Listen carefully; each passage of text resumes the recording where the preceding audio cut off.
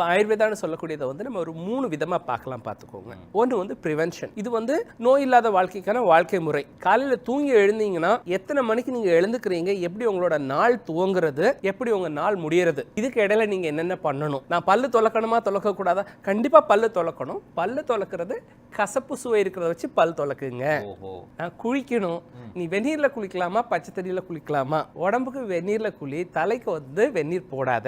நம்ம முன்னோர் சொல்லியிருக்காங்க, அப்படி ஃபாலோ பண்ணணும். முன்னோர்கள் உண்டு, முட்டாள்கள் இல்லை. நாம அந்த கேட்டகரி கிடையாது. நாம என்ன சொல்றோம் அப்படின்னா, காலையில் எழுந்த உடனே உனக்கு பவல் மூமெண்ட் கிளியரா இருக்கணும், டாய்லெட் கிளியரா போகணும். டாய்லெட் கிளியரா போகணும்னா அதுக்கு முந்தின நாள் நீ என்ன சாப்பிட்ட, அந்த சாப்பாடோட அளவு என்ன, சாப்பாடோட தன்மை என்ன, எத்தனை மணிக்கு சாப்பிட்ட, அதில் நார்ச்சத்து இருக்கிறதா, இதை ஆயுர்வேதம் பேசுறது. இதை வந்து நம்ம தினச்சரியான்னு சொல்கிறோம். இதை ஒழுங்காக ஃபாலோ பண்ணுறதா இருந்துச்சுன்னா நிச்சயமாக ஒரு நோயற்ற வாழ்க்கை அமைச்சுக்க முடியும்.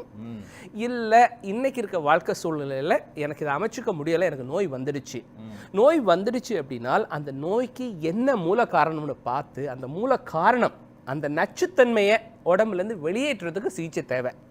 எப்படி நியூட்ரிஷன் தான் நம்மளை நரிஷ் பண்ணுதுன்னு நம்ம சொல்கிறோமோ, விஞ்ஞானம் சொல்கிறதோ, ஆங்கில மருத்துவம் சொல்கிறதோ, அதே போல் டாக்ஸிசிட்டி தான் டிசீஸை ப்ரொடியூஸ் பண்ணுது, இன்ஃபெக்ஷன் கிடையாது. நோய் கிருமிகள்னால நோய் வருதுன்னா நம்மளை சுற்றி நிறைய நோய்கள் இருக்கிறது, நமக்குள்ளால நிறைய மைக்ரோ ஆர்கானிசம்ஸ் இருக்கிறது. எல்லாருக்கும் நோய் வருதா?